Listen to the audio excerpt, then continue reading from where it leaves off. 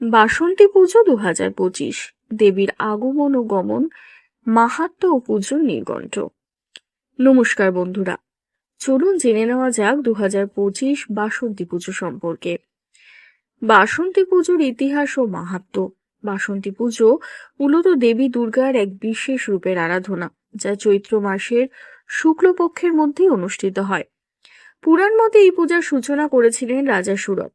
রাজা সুরথ নিজের রাজ্য হারিয়ে মহর্ষি মেধসের আশ্রমে আশ্রয় নেন এবং সেখানে মহামায়া দুর্গার আরাধনা করেন।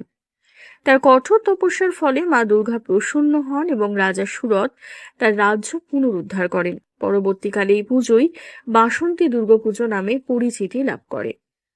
বর্তমানে এই পূজা তুলনামূলকভাবে কম প্রচলিত হলেও এটি সমস্ত ঐতিহ্য নিয়ম মেনে পালিত হয়। অনেকে হিন্দু পরিবার, বিশেষত যারা পুরনো ঐতিহ্যের অনুসারী, তারা এখন এই পুজো অত্যন্ত নিষ্ঠার সঙ্গেই পালন করেন। যদিও দুর্গাপুজো মূলত শরৎকালে অনুষ্ঠিত হয়, তবে বাসন্তী পুজোর ধর্মীয় গুরুত্ব অত্যন্ত বেশি। বৈদিক যুগ থেকে চৈত্র মাসে দেবী দুর্গার আরাধনার প্রচলন ছিল, যা পরবর্তীতে সেন যুগে আরো জনপ্রিয়তা লাভ করে।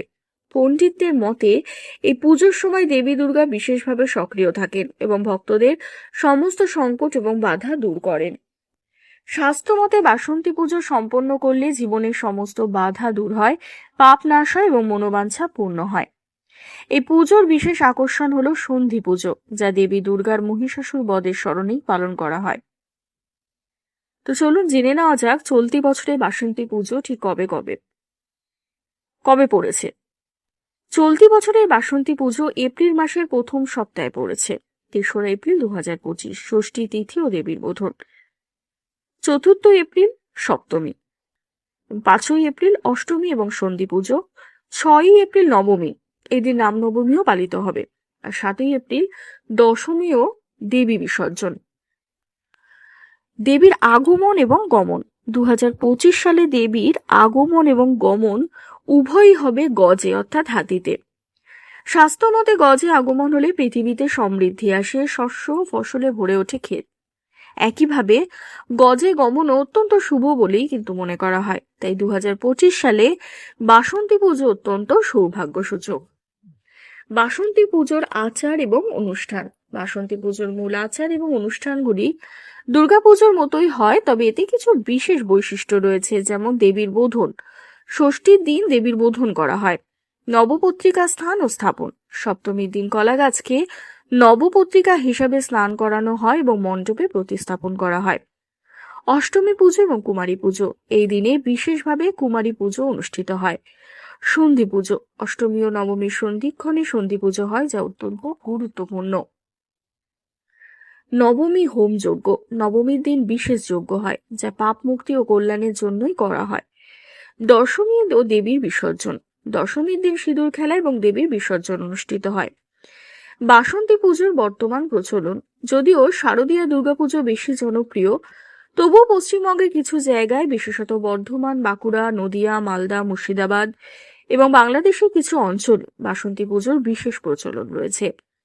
কিছু পরিবার এখন এই পুজোকে তাদের পারিবারিক ঐতিহ্য হিসাবেই ধরে রেখেছে। বাসন্তী পূজার ফল এবং উপকারিতা।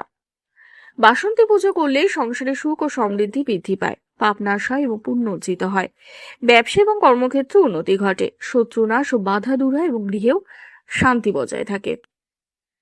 তো বন্ধুরা, বাসন্তী পুজো সম্পর্কে যেটা আমরা জানলাম, তাতে বাসন্তী পুজো কিন্তু শুধুমাত্র একটি ধর্মীয় আচরণ নয়, এটি এক ঐতিহাসিক এবং সাংস্কৃতিক পরম্পরা। বাংলার প্রাচীন ঐতিহ্যের অন্যতম গুরুত্বপূর্ণ অংশ হচ্ছে এই পুজো। যদিও কালের বিবর্তনে প্রচলন কিছুটা কমেছে, তবুও যারা এই পুজো করেন তারা ভক্তি ও নিষ্ঠার সঙ্গে সমস্ত বিধি মেনে এটিকে সম্পূর্ণ করেন। 2025 সালে এই পুজো বিশেষভাবে সৌভাগ্যসূচক হতে চলেছে, কারণ দেবীর আগমন এবং গমন উভয়ই গজে। এটি শুভ লক্ষণকেই বহন করে, যা আমাদের জীবনেও শুভ ফল আনবে। আপনারা কিভাবে বাসন্তী পুজো উদযাপন করছেন বা করেন, কমেন্টে অতি অবশ্যই জানাবেন। আমাদের চ্যানেলটি সাবস্ক্রাইব করে দেবেন, একটা লাইক করে দেবেন। ধন্যবাদ।